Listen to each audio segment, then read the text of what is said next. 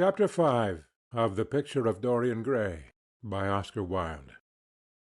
This recording is in the public domain. Read by Bob Neufeld. "Mother, mother, I am so happy," whispered the girl, burying her face in the lap of the faded, tired-looking woman who, with back turned to the shrill, intrusive light, was sitting in the one armchair that their dingy sitting-room contained. "I am so happy," she repeated. "And you must be happy too." Mrs. Vane winced and put her thin, bismuth-whitened hands on her daughter's head. "Happy?" she echoed. "I am only happy, Sibyl, when I see you act. You must not think of anything but your acting. Mr. Isaacs has been very good to us, and we owe him money." The girl looked up and pouted. "Money, mother!" she cried. "What does money matter? Love is more than money. Mr. Isaacs has advanced us £50 to pay off our debts and to get a proper outfit for James. You must not forget that, Sibyl. £50 is a very large sum.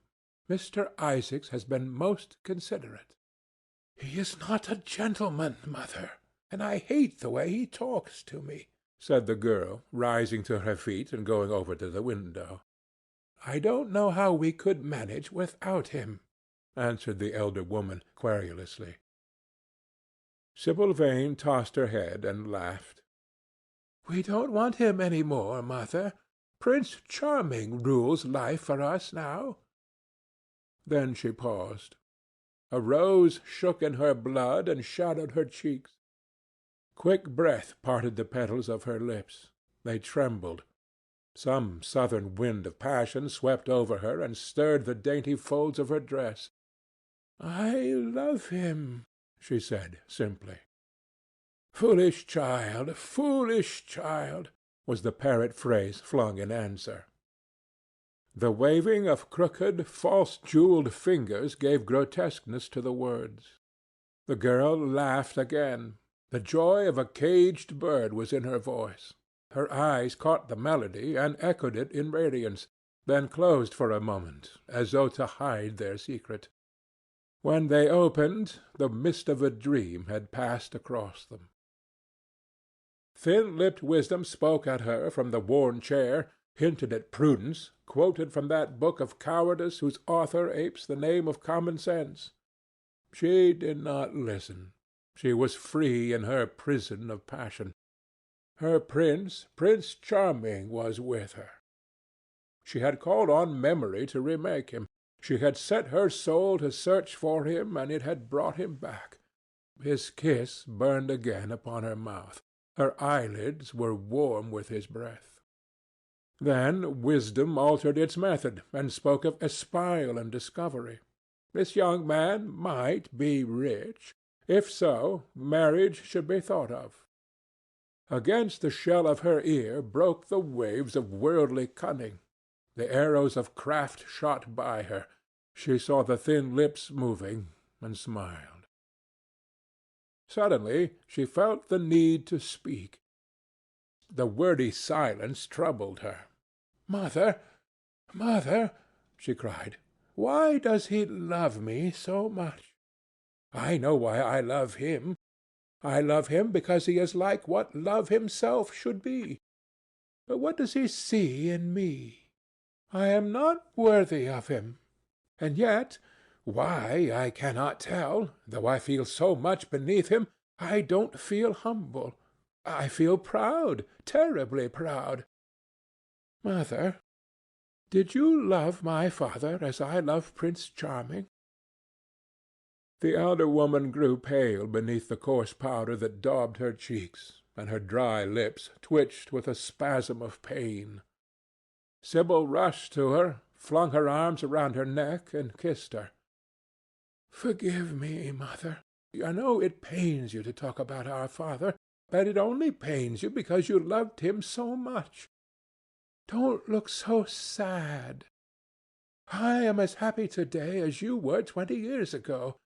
Oh, let me be happy forever." My child, you are far too young to think of falling in love. Besides, what do you know of this young man? You don't even know his name. The whole thing is most inconvenient, and really, when James is going away to Australia, and I have so much to think of, I must say that you should have shown more consideration. However, as I said before, if he is rich— Ah, mother, mother, let me be happy." Mrs. Vane glanced at her, and with one of those false theatrical gestures that so often become a mode of second nature to a stage player, clasped her in her arms. At this moment the door opened, and a young lad with rough brown hair came into the room. He was thick-set of figure, and his hands and feet were large and somewhat clumsy in movement. He was not so finely bred as his sister. One would hardly have guessed the close relationship that existed between them. Mrs. Vane fixed her eyes on him and intensified her smile. She mentally elevated her son to the dignity of an audience. She felt sure that the tableau was interesting. "You might keep some of your kisses from me, Sibyl, I think," said the lad with a good-natured grumble. "Ah, but you don't like being kissed, Jim," she cried. "You are a dreadful old bear." And she ran across the room and hugged him.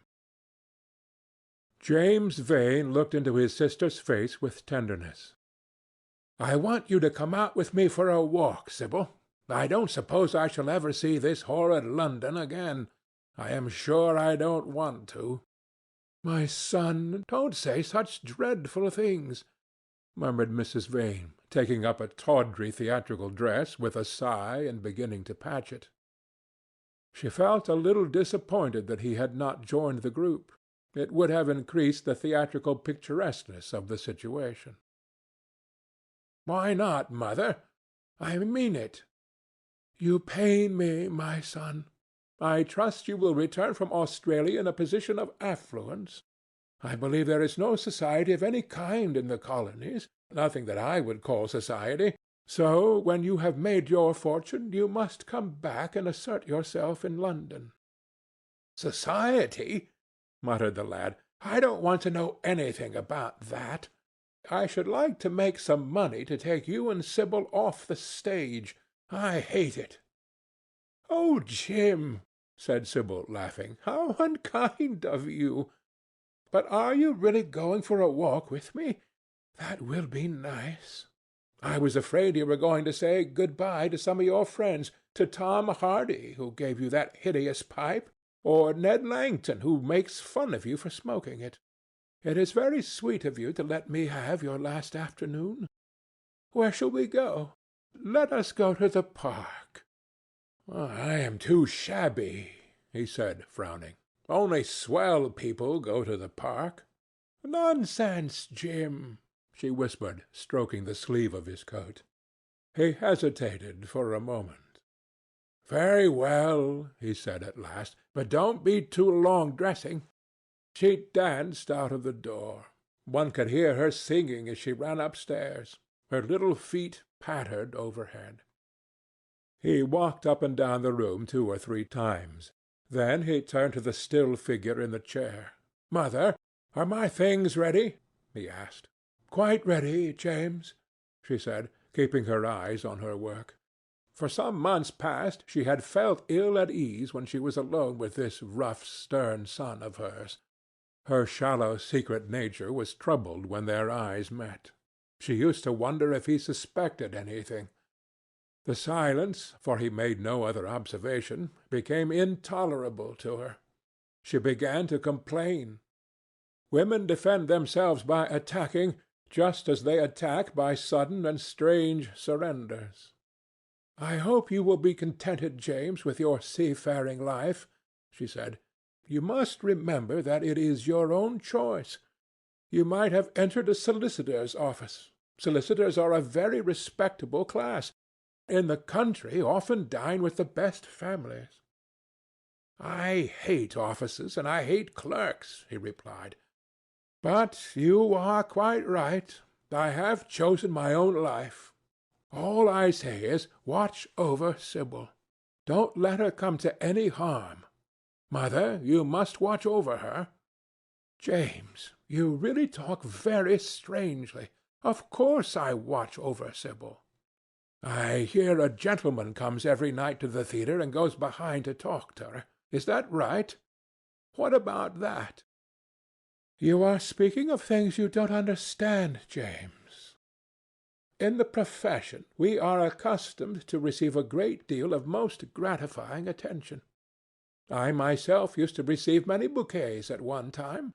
That was when acting was really understood. As for Sibyl, I do not know at present whether her attachment is serious or not, but there is no doubt that the young man in question is a perfect gentleman. He's always most polite to me. Besides, he has the appearance of being rich, and the flowers he sends are lovely. You don't know his name, though, said the lad harshly. No, answered his mother with a placid expression in her face. He has not yet revealed his real name. I think it is quite romantic of him. He is probably a member of the aristocracy. James Vane bit his lip. Watch over Sibyl, mother, he cried. Watch over her. My son, you distress me very much. Sibyl is always under my special care. Of course, if this gentleman is wealthy, there is no reason why she should not contract an alliance with him. I trust he is one of the aristocracy. He has all the appearance of it, I must say. It might be a most brilliant marriage for Sibyl. They would make a charming couple. His good looks are really quite remarkable. Everybody notices them. The lad muttered something to himself and drummed on the window-pane with his coarse fingers. He had just turned round to say something when the door opened and Sibyl ran in. "How serious you both are!" she cried. "What is the matter?" "Nothing," he answered. "I suppose one must be serious sometimes. Good-bye, mother. I will have my dinner at 5 o'clock.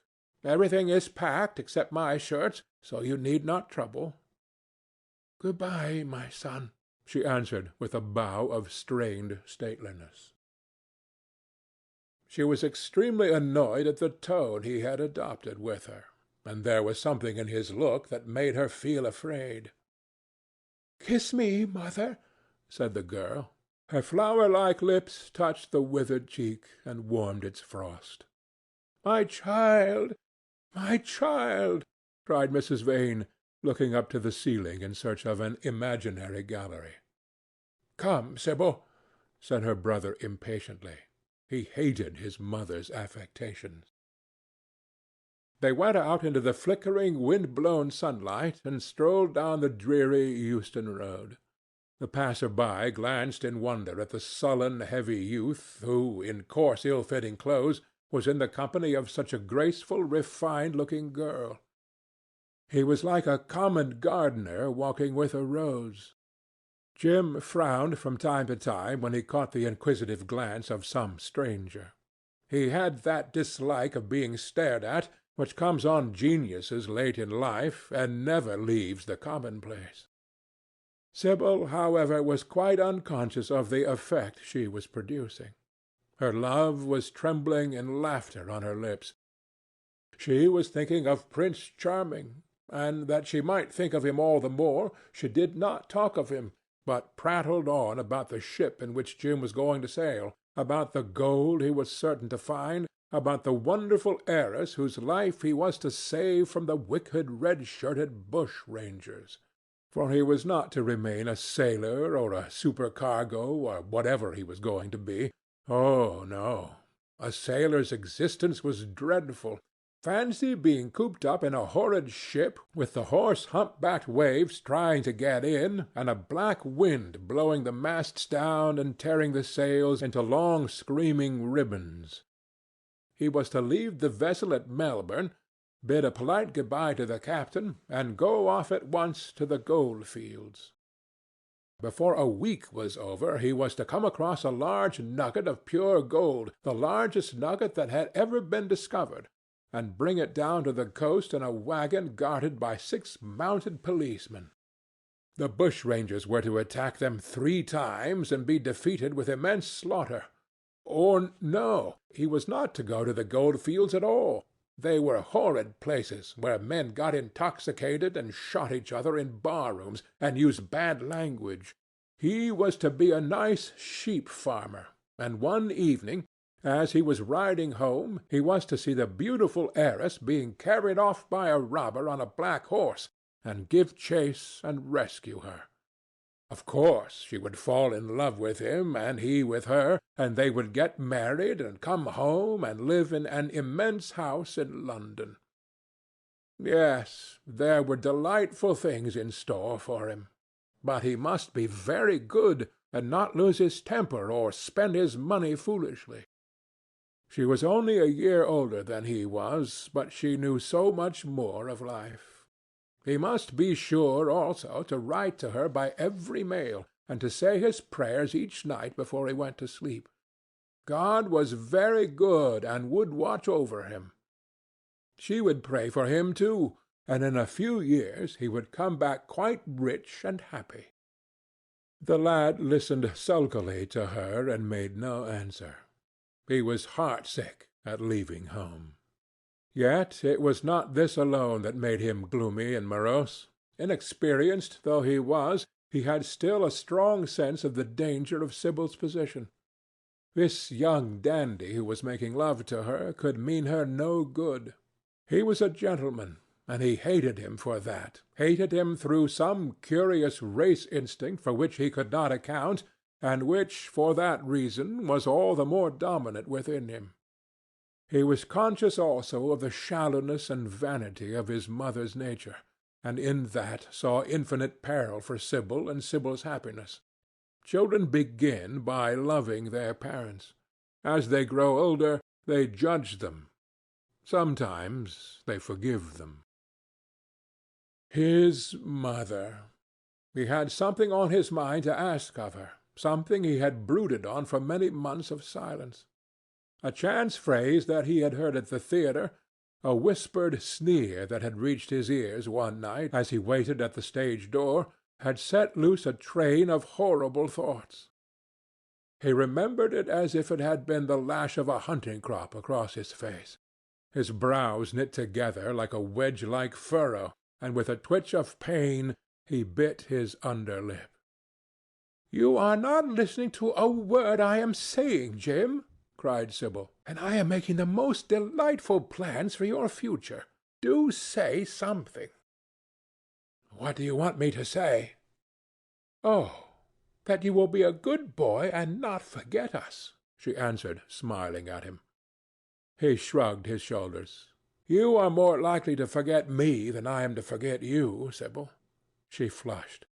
"What do you mean, Jim?" she asked. "You have a new friend, I hear. Who is he? Why have you not told me about him? He means you no good."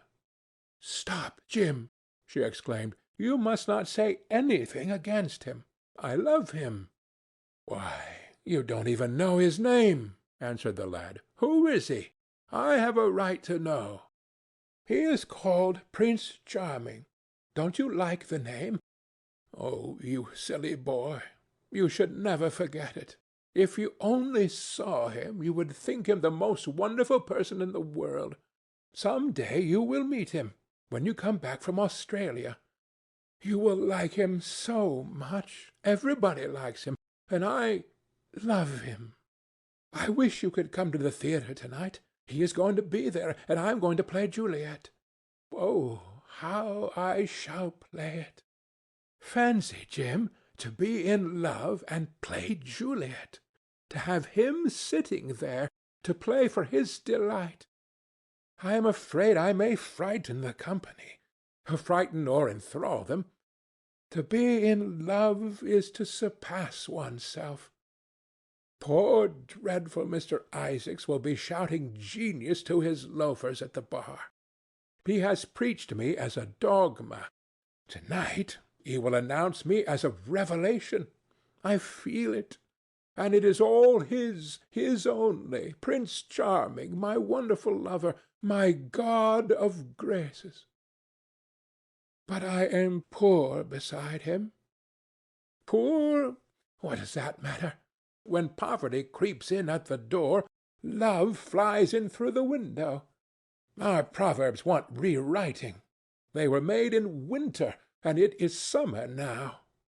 Springtime for me, I think, a very dance of blossoms in blue skies. He is a gentleman, said the lad sullenly. A prince, she cried musically. What more do you want? He wants to enslave you. I shudder at the thought of being free. I want you to beware of him. To see him is to worship him. To know him is to trust him. Sibyl, you are mad about him. She laughed and took his arm. You dear old Jim, you talk as if you were 100. Some day you will be in love yourself. Then you will know what it is. Don't look so sulky. Surely you should be glad to think that, though you are going away, you leave me happier than I have ever been before. Life has been hard for us both, terribly hard and difficult. But it will be different now. You are going to a new world, and I have found one. Here are 2 chairs. Let us sit down and see the smart people go by. They took their seats amidst a crowd of watchers. The tulip beds across the road flamed like throbbing rings of fire. A white dust, tremulous cloud of orris root, it seemed, hung in the panting air. The brightly coloured parasols danced and dipped like monstrous butterflies.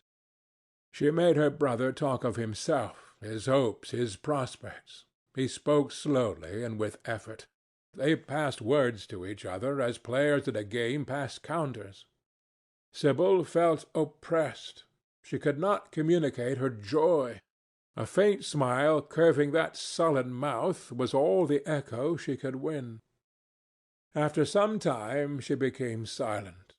Suddenly she caught a glimpse of golden hair and laughing lips, and in an open carriage with 2 ladies Dorian Gray drove past. She started to her feet. "There he is!" she cried. "Who?" said Jim Vane. "Prince Charming," she answered, looking after the Victoria. He jumped up and seized her roughly by the arm. "Show him to me. Which is he? Point him out. I must see him," he exclaimed. But at that moment the Duke of Berwick's foreign hand came between, and when it had left the space clear, the carriage had swept out of the park. "He is gone," murmured Sibyl sadly. "I wish you had seen him." "I wish I had, for as sure as there is a God in heaven, if he ever does you any wrong, I shall kill him." She looked at him in horror. He repeated his words. They cut the air like a dagger. The people round began to gape. A lady standing close to her tittered. "Come away, Jim, come away," she whispered. He followed her doggedly as she passed through the crowd. He felt glad at what he had said. When they reached the Achilles statue, she turned round. There was pity in her eyes that became laughter on her lips. She shook her head at him. "You are foolish, Jim, utterly foolish, and a bad-tempered boy, that is all. How can you say such horrible things? You don't know what you are talking about. You are simply jealous and unkind. Ah, I wish you would fall in love. Love makes people good, and what you said was wicked." "I am 16, he answered, "and I know what I am about. Mother is no help to you. She doesn't understand how to look after you. I wish now that I was not going to Australia at all. I have a great mind to chuck the whole thing up. I would if my articles hadn't been signed." "Oh, don't be so serious, Jim. You are like one of the heroes of those silly melodramas mother used to be so fond of acting in. I am not going to quarrel with you. I have seen him, and oh, to see him is perfect happiness. We won't quarrel. I know you would never harm any one I love, would you?" "Not as long as you love him, I suppose," was the sullen answer. "I shall love him forever," she cried. "And he?" "Forever, too." "He had better." She shrank from him. Then she laughed and put her hand on his arm. He was merely a boy. At the Marble Arch they hailed an omnibus, which left them close to their shabby home in the Euston Road. It was after 5 o'clock, and Sibyl had to lie down for a couple of hours before acting. Jim insisted that she should do so. He said that he would sooner part with her when their mother was not present. She would be sure to make a scene, and he detested scenes of every kind. In Sibyl's own room they parted. There was jealousy in the lad's heart, and a fierce, murderous hatred of the stranger who, as it seemed to him, had come between them. Yet when her arms were flung around his neck and her fingers strayed through his hair, he softened and kissed her with real affection. There were tears in his eyes as he went downstairs. His mother was waiting for him below. She grumbled at his unpunctuality as he entered. He made no answer, but sat down to his meagre meal. The flies buzzed round the table and crawled over the stained cloth. Through the rumble of omnibuses and the clatter of street-cabs he could hear the droning voice devouring each minute that was left to him. After some time he thrust away his plate and put his head in his hands. He felt that he had a right to know. It should have been told to him before, if it was as he suspected. Leaden with fear, his mother watched him. Words dropped mechanically from her lips. A tattered lace handkerchief twitched in her fingers. When the clock struck 6, he got up and went to the door. Then he turned back and looked at her. Their eyes met. In hers he saw a wild appeal for mercy. It enraged him. "Mother, I have something to ask you," he said. Her eyes wandered vaguely about the room. She made no answer. "Tell me the truth. I have a right to know. Were you married to my father?" She heaved a deep sigh. It was a sigh of relief. The terrible moment, the moment that night and day, for weeks and months, she had dreaded, had come at last, and yet she felt no terror. Indeed, in some measure it was a disappointment to her. The vulgar directness of the question called for a direct answer. The situation had not been gradually led up to. It was crude. It reminded her of a bad rehearsal. "No," she answered, wondering at the harsh simplicity of life. "My father was a scoundrel, then," cried the lad, clenching his fists. She shook her head. "I knew he was not free. We loved each other very much. If he had lived, he would have made provision for us. Don't speak against him, my son. He was your father, and a gentleman. Indeed, he was highly connected." An oath broke from his lips. "I don't care for myself," he exclaimed, "but don't let Sibyl. It is a gentleman, isn't it, who is in love with her, or says he is? Highly connected, too, I suppose." For a moment a hideous sense of humiliation came over the woman. Her head drooped. She wiped her eyes with shaking hands. "Sibyl has a mother," she murmured. "I had none." The lad was touched. He went towards her, and stooping down, he kissed her. "I am sorry if I have pained you by asking about my father," he said. but I could not help it. I must go now. Good-bye. Don't forget that you have only one child now to look after, and believe me that if this man wrongs my sister, I will find out who he is, track him down, and kill him like a dog. I swear it." The exaggerated folly of the threat, the passionate gesture that accompanied it, the mad melodramatic words, made life seem more vivid to her. She was familiar with the atmosphere. She breathed more freely, and for the first time for many months she really admired her son.